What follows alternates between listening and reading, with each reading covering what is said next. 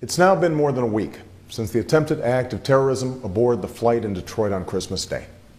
On Thursday, I received the preliminary findings of the review that I ordered into our terrorist watch list system and air travel screening. I've directed my counterterrorism and homeland security advisor at the White House, John Brennan, to lead these reviews going forward and to present the final results and recommendations to me in the days to come. As I said this week, I will do everything in my power to make sure our hardworking men and women in our intelligence, law enforcement, and homeland security communities have the tools and resources they need to keep America safe. This includes making sure these communities and the people in them are coordinating effectively and are held accountable at every level. And as president, that's what I'll do. Meanwhile, the investigation into the Christmas Day incident continues, and we're learning more about the suspect. We know that he traveled to Yemen, a country grappling with crushing poverty and deadly insurgencies. It appears that he joined an affiliate of Al-Qaeda, and that this group, Al-Qaeda in the Arabian Peninsula, trained him, equipped him with those explosives, and directed him to attack that plane headed for America. This is not the first time this group has targeted us. In recent years, they've bombed Yemeni government facilities and Western hotels, restaurants, and embassies, including our embassy in 2008, killing one American. So as president, I've made it a priority to strengthen our partnership with the Yemeni government, training and equipping their security forces, sharing intelligence, and working with them to strike Al-Qaeda terrorists. And even before Christmas Day, we had seen the results. Training camps have been struck, leaders eliminated, plots disrupted. And all those involved in the attempted act of terrorism on Christmas must know you too will be held to account. But these efforts are only part of a wider cause.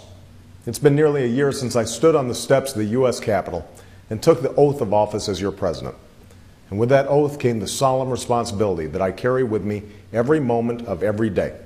The responsibility to protect the safety and security of the American people.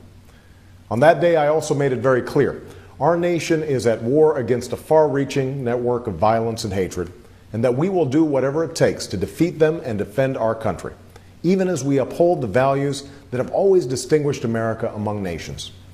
Make no mistake, that's exactly what we've been doing. It's why I refocused the fight, bringing to a responsible end the war in Iraq, which had nothing to do with the 9/11 attacks, and dramatically increasing our resources in the region where Al-Qaeda is actually based, in Afghanistan and Pakistan. That's why I've set a clear and achievable mission to disrupt, dismantle, and defeat Al-Qaeda and its extremist allies and prevent their return to either country. And it's why we forge new partnerships, as in Yemen, and put unrelenting pressure on these extremists wherever they plot and train, from East Africa to Southeast Asia, from Europe to the Persian Gulf. And though often out of sight, our progress has been unmistakable. Along with our partners, we've disrupted terrorist financing, cut off recruiting chains, inflicted major losses on Al-Qaeda's leadership, thwarted plots here in the United States, and saved countless American lives. Yet as the Christmas Day attempt illustrates, and as we were reminded this week by the sacrifices of more brave Americans in Afghanistan, including those 7 dedicated men and women of the CIA, the hard work of protecting our nation is never done. So as our reviews continue, let us ask the questions that need to be asked. Let us make the changes that need to be made. Let us debate the best way to protect the country we all love. That's the right and responsibility of every American and every elected official. But as we go forward, let us remember this. Our adversaries are those who would attack our country, not our fellow Americans, not each other. Let us never forget what has always carried us through times of trial, including those attacks 8 Septembers ago.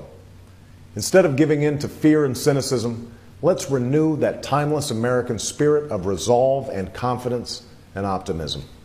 Instead of succumbing to partisanship and division, let's summon the unity that this moment demands.